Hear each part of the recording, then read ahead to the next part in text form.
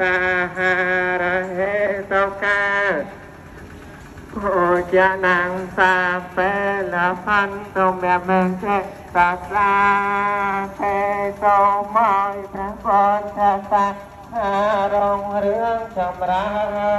โตมอยพระพรชาตานาสายสุด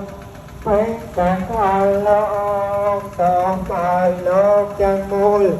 ประกอบដោយសន្តិភាពព្រះសាជ្ជមុនីសម្ពោធត្រង់ប្រាថ្នាសាទេសន្តិការังសំខាន់คงមានសេចក្តីសុខដល់តែស្ដាយអស់សេចក្តីងំឡាយអនុមោទនី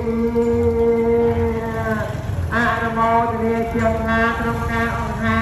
ពិសាកបោជានាទីរំប្រកបអនុមោទនី